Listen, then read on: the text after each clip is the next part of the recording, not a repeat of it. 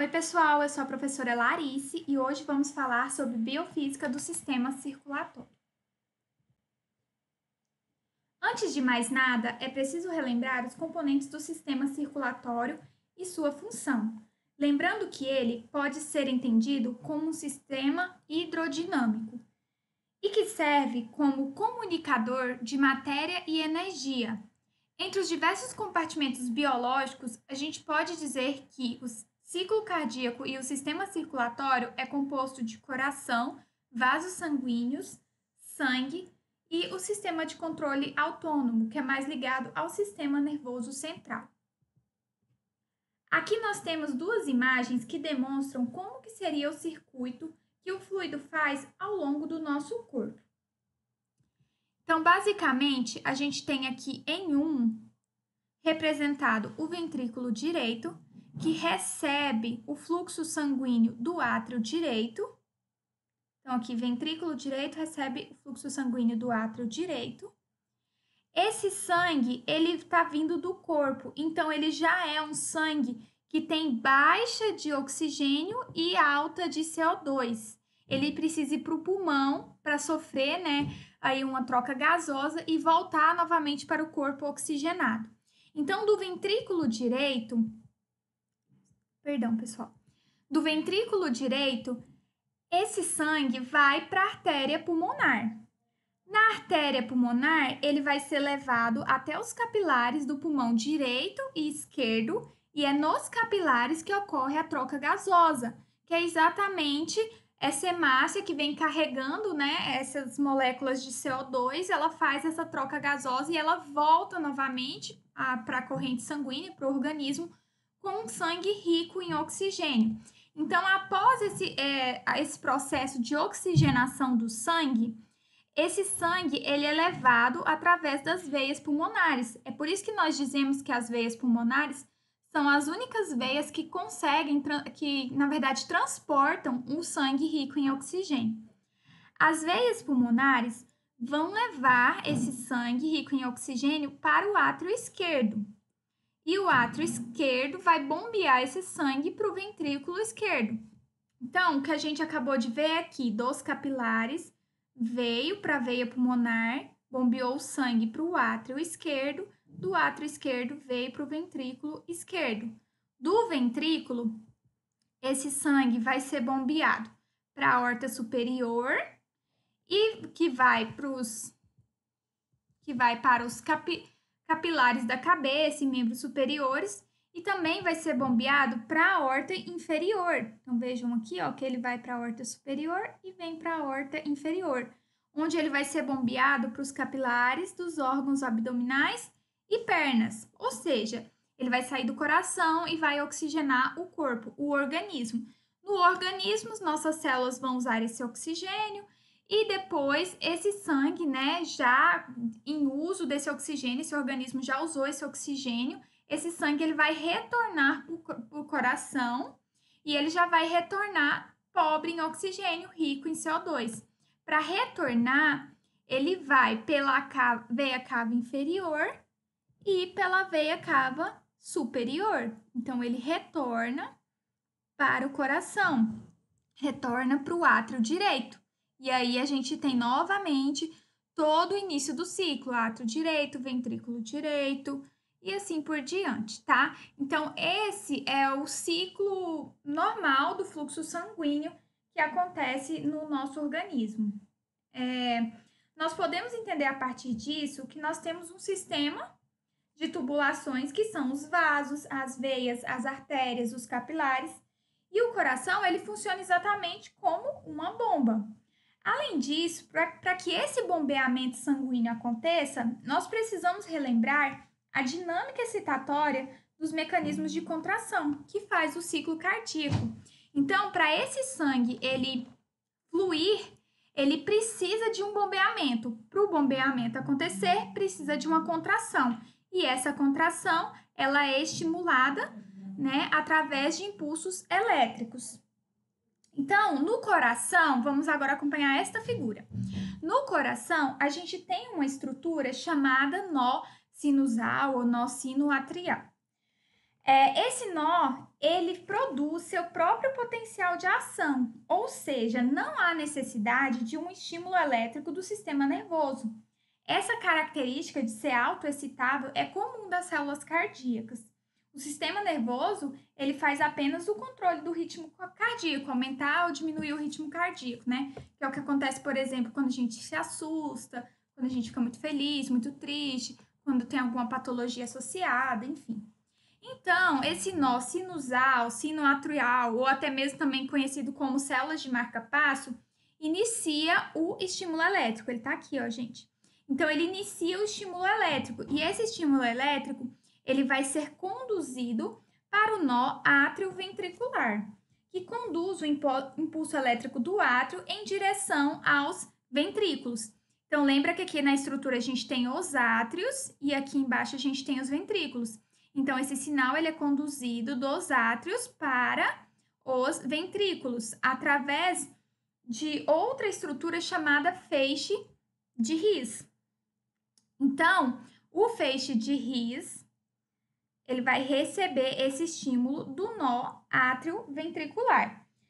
O feixe de His conduz os impulsos elétricos gerados inicialmente no nó sinoatrial. Que foi lá no início, lembra? Nó sinoatrial, nó atrioventricular e depois feixe de His. Após passarem, né, pelo nó atrioventricular. E atinge, então, os músculos dos ventrículos, que é exatamente isso que a figurinha está mostrando. Então, ele vai atingir os músculos dos ventrículos. E depois disso, a gente tem, não sei se vocês conseguem observar na figura, como se fossem fibras mesmo, saindo desse feixe de His, microfibras. E essa rede de fibras é conhecida como rede de fibras ou fibras de Purkinje, porque elas conduzem o estímulo elétrico para o restante do coração, permitindo que ele se contraia de maneira coordenada. E o potencial de ação, ele sempre vai ser no mesmo sentido, impedindo os mecanismos de reentrada do sangue, né? Para que esse sangue ele aconteça de maneira fluida, então sempre acontece no mesmo sentido. O ciclo cardíaco ele pode ser dividido em dois grandes campos na biofísica, que é o campo eletromagnético e o campo gravitacional. O campo eletromagnético ele tem dois grandes eventos, que é o metabolismo molecular, onde eu vou ter células autoexcitáveis do marcapasso atrial que vão disparar o potencial de ação, ou seja, eu tenho o início da despolarização, os eventos elétricos, que fazem aí a propagação do potencial de ação através desses feixes nervosos do coração. E dentro do campo gravitacional, eu tenho os eventos musculares, que é a própria contração das fibras cardíacas, e os eventos hidrodinâmicos, que é esse que eu acabei de explicar na figura, que é a circulação sanguínea em si, né? A maneira como esse sangue vai ser ejetado nos sistemas e vasos. Essa primeira parte da aula, nós vamos entender um pouquinho como que acontece o campo eletromagnético, tá? Então, essa aula vai ser dividida em duas partes, campo eletromagnético e campo gravitacional. Para entender o campo eletromagnético, é preciso aprender sobre o potencial de ação do coração. Vejamos as imagens. Em um primeiro momento, um dado estímulo elétrico dá origem ao potencial de ação. Então, aqui nesta figura, a gente tinha, aqui tem representado o coração. Lembra que as nossas membranas, sempre o interior é negativo, o exterior é positivo. Então, inicia-se o potencial de ação. Eu vou ter aí a despolarização dessa membrana, que é essas bolinhas, esses zerinhos aqui. Essa despolarização, esse sinal ele vai ser contínuo pela membrana cardíaca. Acontecendo a despolarização, eu vou ter a inversão de carga. Então, aqui o exterior que estava positivo vai ficar negativo. E como o potencial ele tem essa direção, a gente vai ter esse acompanhamento até o final. Então, vejam que aqui em cima eu já tenho a parte onde houve a polarização invertida, a mudança de carga. Aqui é o nosso potencial acontecendo a despolarização. E aqui no final eu tenho a repolarização. Então, esse estímulo ele ocorreu desde o início, ó, vejam essas bolinhas, elas vão desde o início e se propagam até o final. Aqui em C a gente já tem o final da despolarização. Enquanto está acontecendo a despolarização aqui no final, Percebam que aqui em cima já retorna a repolarização, então a célula já vai voltando a seu estado normal. E essas ondas, elas vão se dirigir em várias direções, e a soma vetorial dessa atividade é uma resultante imaginária denominada eixo elétrico ou vetor elétrico. Vamos ver em vídeo um pouquinho como que vai acontecer essa propagação do sinal. Então, o sistema de condução do coração é composto por nó sinoatrial, localizado no átrio direito, que recebe o sangue venoso da veia cava inferior e superior. O nó sinoatrial age como um marca-passo, pois controla a frequência cardíaca. Os impulsos do nó sinoatrial se propagam por ambos os átrios, estimulando sua contração até o nó átrio-ventricular, que está localizado próximo à válvula átrio-ventricular. O nó átrio-ventricular serve de passagem para o impulso do átrio para os ventrículos. Ele também atrasa esse impulso até os ventrículos. Esse atraso é importante, pois ele assegura que todo o sangue já foi expulso dos átrios para os ventrículos, antes dos ventrículos se contraírem. O nó átrio-ventricular recebe sinais, então ele recebe sinais do nó sinoatrial e envia-os para os feixes de His, conforme a gente pode acompanhar na figurinha. Esse feixe ele é dividido em dois ramos, o ramo direito e o ramo esquerdo, que conduz os impulsos até o final do coração, onde estão as fibras de Purkinje. As fibras dissipam o estímulo elétrico por todo o miocárdio ventricular, e isso se repete como um ciclo. Então, é dessa maneira que acontece. Dentro desse processo, a gente tem o estudo da sístole e da diástole. Então, dentro do ciclo cardíaco, nós temos a sístole e a diástole. Aqui em 1, nós vemos a diástole ou diástase, que seria o momento em que nós temos o relaxamento muscular, em que o sangue flui passivamente, dos átrios para os ventrículos. Em 2, nós vemos a contração do átrio, que é chamada de sístole atrial, fazendo com que o sangue restante passe dos átrios para os ventrículos. Lembra que ele passou passivamente, aí às vezes fica um resíduo, aí tem a contração para poder retirar todo o sangue e passar para o ventrículo. Em 3, né, a gente vai ver o quê? Que nesse momento as válvulas que separam o átrio do ventrículo, né, atrioventriculares, elas vão se fechar e a gente tem o primeiro som do coração. Posteriormente, há um silêncio rápido, até que, como observado aqui em 4, a gente tem a sístole do ventrículo, que é o momento em que ele vai contrair e ejetar todo o sangue para as artérias pulmonares e aorta. Já em 5, nós vamos ver o fechamento das válvulas arteriais, que vai ser o segundo ruído do coração, porque a gente tem esse relaxamento ventricular. Então, o primeiro som é o fechamento das válvulas atrioventriculares e o segundo som, o fechamento das válvulas arteriais. Um ciclo inteiro, completo, ele dura 0,8 segundos, então é algo muito rápido. A atividade elétrica do coração, das células cardíacas, ela ainda pode ser visualizada na forma de gráfico.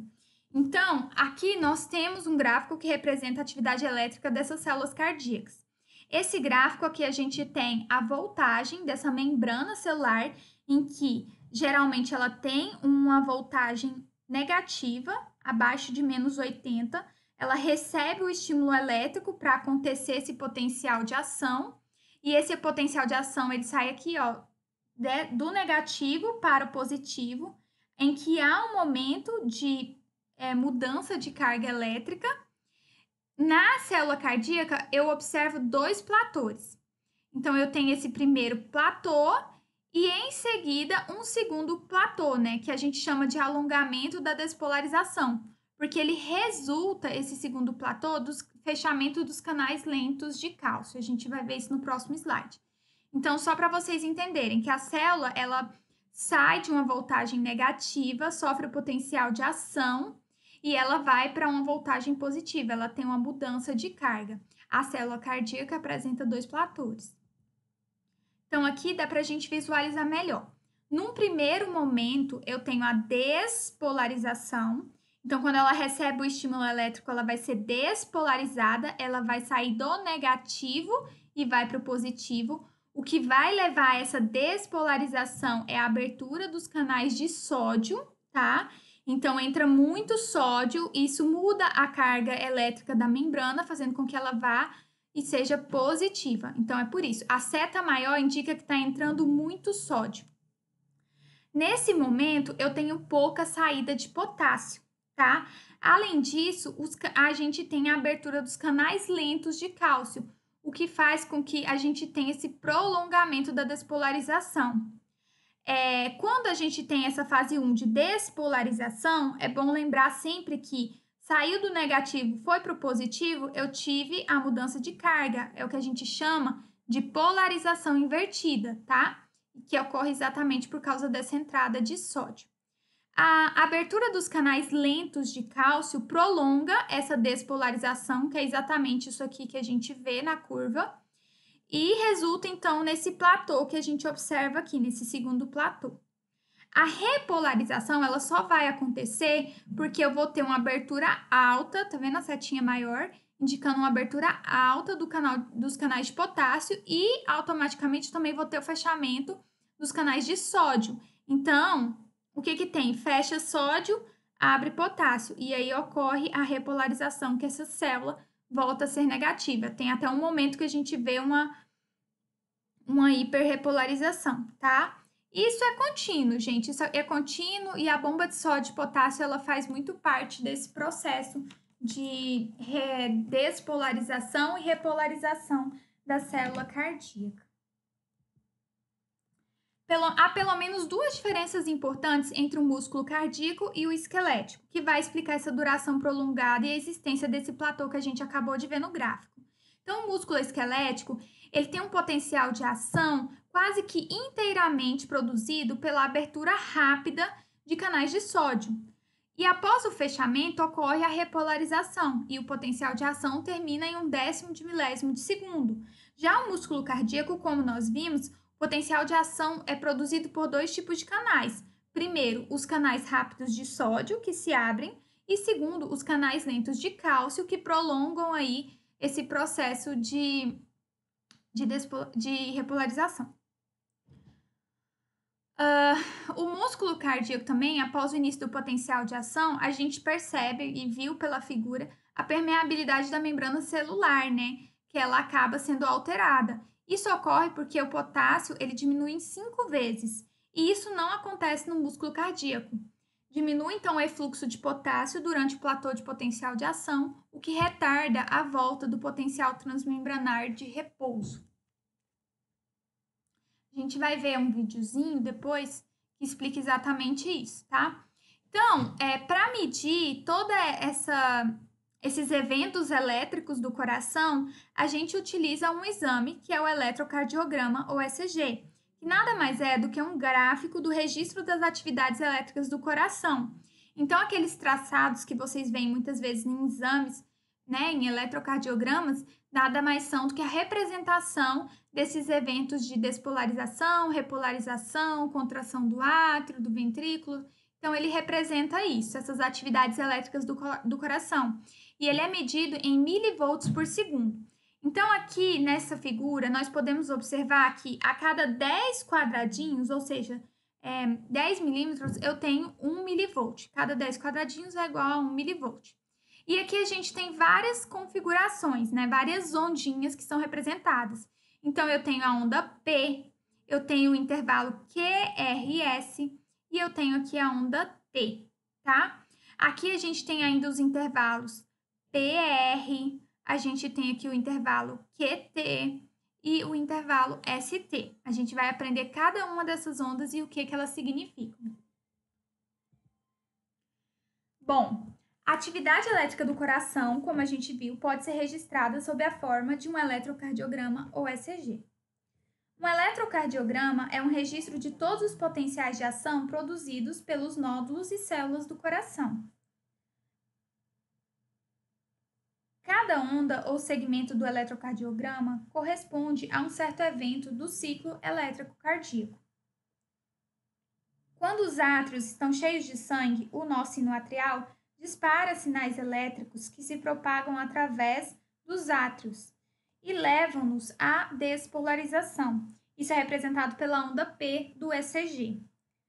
A contração atrial ou sístole atrial começa cerca de 100 milésimos de segundo depois do início da onda P. O segmento PQ representa o tempo de condução do impulso elétrico desde o nódulo sinoatrial até o nódulo atrioventricular. O complexo QRS marca o disparo do nódulo atrioventricular e representa a despolarização ventricular. A onda Q corresponde à despolarização intraventricular, a onda R é produzida pela despolarização da massa principal dos ventrículos e a onda S representa a última fase de despolarização ventricular na base do coração. A repolarização atrioventricular também ocorre durante esse tempo, mas o sinal é ofuscado pelo grande complexo QRS. O segmento ST, ele reflete o platô do potencial de ação do coração. Isso acontece quando os ventrículos contraem-se e bombeiam o sangue. A onda T representa a repolarização dos ventrículos imediatamente antes do relaxamento ventricular ou diástole ventricular. O ciclo vai se repetindo a cada batimento cardíaco. Então, para resumir, o que a gente tem é a onda P representando a despolarização atrial. Então, aqui, ó, onda P representando a despolarização atrial, complexo QRS representando a despolarização ventricular, segmento ST ou onda T, repolarização ventricular. A onda U não é sempre que ela aparece no eletrocardiograma, mas ela representa a repolarização lenta dos músculos papilares do coração. Então, aqui novamente, só para elucidar melhor, onda P, despolarização atrial, QRS, despolarização ventricular, e onda T, repolarização ventricular. Vamos ver exatamente como isso funciona passo a passo. Então, aqui, ó, eu tenho onda P, que é a despolarização atrial. Então, dá para a gente perceber o estímulo aqui indo pelos átrios, o estímulo elétrico. Tem o intervalo PR, né? E depois eu tenho aí o complexo QRS. Olha, QRS, vamos ver, ele vai terminar aqui. E o complexo QRR é a despolarização ventricular. Por isso que a gente vê essas ondas vermelhas, esses estímulos elétricos nos músculos dos ventrículos, tá bom? Aqui, ó, nos músculos dos ventrículos. Já a onda T, ela representa a repolarização ventricular. Então, esse impulso, ele vai repolarizar os ventrículos. Aí vocês ficam se perguntando, mas quando que ocorre, por exemplo, a repolarização atrial? Ela ocorre atrás do complexo QRS. Só que como ele é um complexo muito forte, o aparelho acaba marcando ele. E aí ele acaba não marcando a repolarização atrial, mas ela ocorre atrás do complexo QRS. Aqui são várias configurações desse complexo QRS que podem estar representadas no eletrocardiograma. A gente vai ter essas variações dependendo da posição que a gente colocar o aparelho de leitura. Então, dependendo da localização em que vai ficar o sensor que vai pegar essa curva, ele pode ter essas configurações de complexo. E também alguma patologia também pode acabar levando. Aqui nós temos exemplos de alguns eletrocardiogramas normais. Então, aqui eu tenho um ciclo normal. Podem perceber que o espaçamento é muito próximo e é muito igualzinho. Quando esse espaçamento é menor, a gente, fala que a pessoa está em taquicardia. Então, quando o coração está aceleradinho, rapidinho, o complexo QRS, o intervalo entre um e outro, fica muito próximo, porque ele está acelerado. Então, isso é taquicardia. Se o coração está calminho, está batendo muito devagarzinho, então, a gente chama de bradicardia, que é esse espaçamento maior entre um complexo QRS e outro. E a arritmia é quando eu não tenho uma frequência, eu não tenho algo homogêneo. Então, aqui, por exemplo, ó, eles estão juntinhos, aqui já está mais separado igual na bradicardia, aqui já está mais parecendo normal. Então, não tem uma frequência concreta, e isso é arritmia, tá? Está associado a patologias, a alguns tipos de situação de estresse, tudo isso pode levar a essas alterações no eletrocardiograma. Pessoal, essa então foi a nossa primeira parte da aula de biofísica do sistema circulatório. Essas são as nossas referências, eu já postei esse capítulo lá para vocês no AVA. Peço que vocês deem uma olhadinha e qualquer dúvida deixem aí nos comentários ou a gente tira durante as nossas aulas, tá? Então é isso, vou deixar vocês agora.